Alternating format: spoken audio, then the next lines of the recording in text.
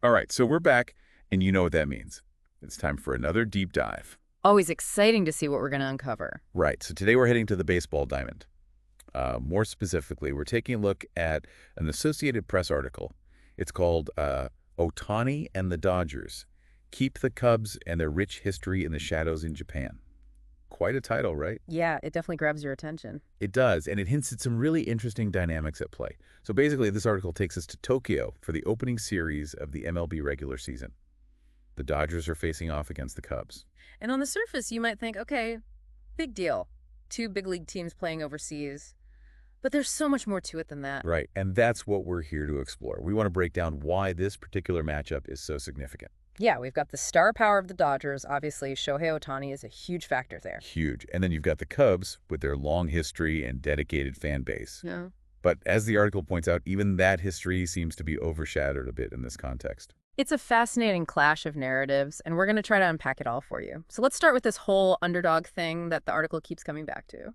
Yeah, this idea of the Cubs as the perennial underdog. They haven't won a World Series in, forever until 2016. Right, and even that recent victory doesn't seem to have completely erased that underdog image. No, it seems like it's become part of their identity, almost something that Cubs fans take pride in. And you see this playing out in Tokyo in a very real way. The article mentions that Cubs fans were totally outnumbered at the games, something like 10-1. Wow, 10-1.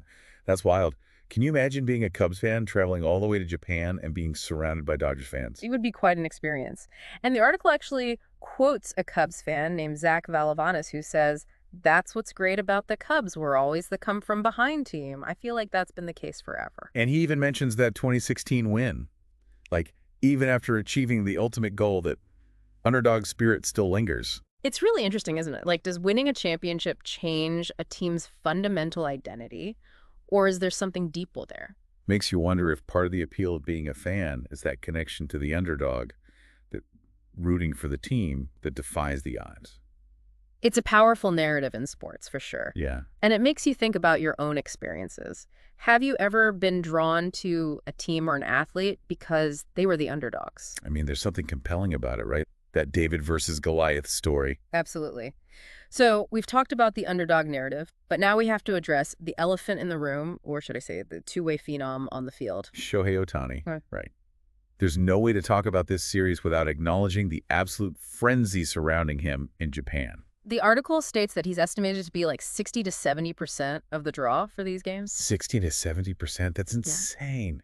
I mean, that's like saying most of the people in those stands are there specifically to see him play. And the article really drives this point home by talking about the atmosphere at the team's batting practices. They describe the Cubs' practice as, well-attended, which is normal. Right, but then they say the Dodgers' practice was a total spectacle.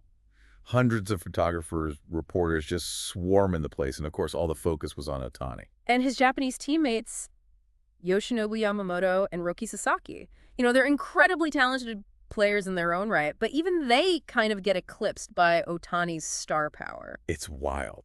Just think about the implications of that for a second.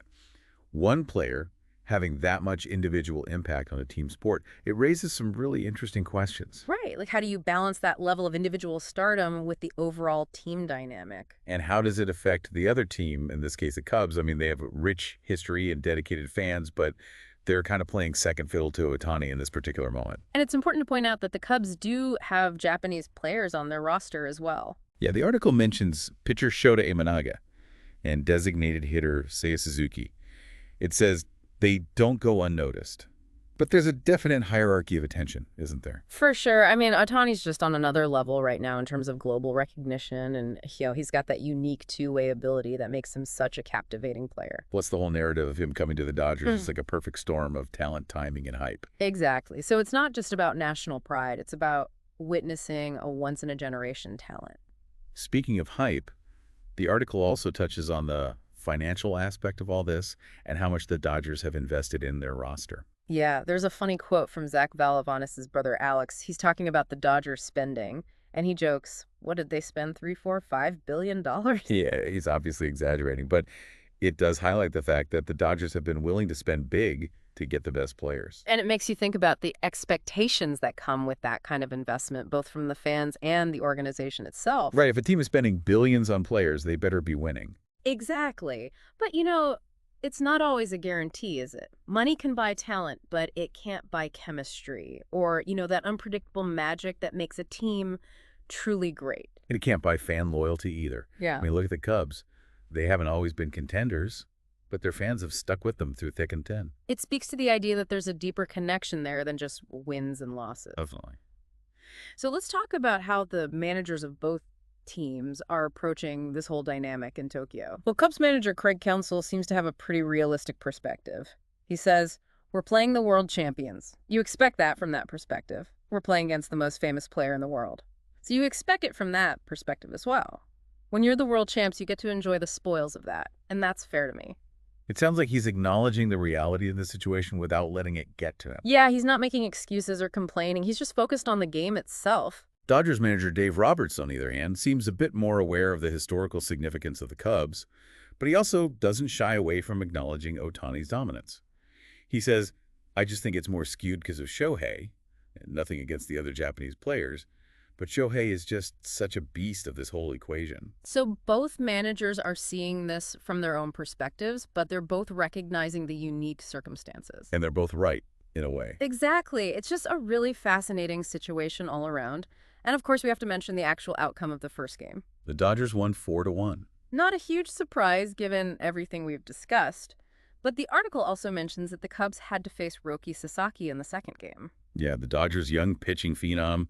Talk about a tough challenge. So even beyond Ohtani, the Cubs were up against a really strong Dodgers team. It really puts that underdog narrative into perspective. Definitely. So what are the big takeaways here? Well, I think this article shows us just how powerful individual star power can be, especially on a global stage. And it highlights the challenge of balancing that star power with team dynamics and the historical significance of other teams. Like the Cubs, they've got this incredible legacy, but in this particular moment, it's kind of being overshadowed by the Ohtani phenomenon. But that doesn't diminish their history or their fan base. Exactly. And it makes you wonder, is this just the reality of sports now? Will we always see these huge individual stars casting a shadow over even the most storied franchises? It's a good question to think about. I mean, how do we value different aspects of sports? The history, the individual brilliance, the team narrative, it's all part of the equation. It's all part of what makes sports so compelling, right? Absolutely. All right, so that's our deep dive for today. Thanks for joining us. As always, thanks for listening, and we'll see you next time for another fascinating deep dive. See you then.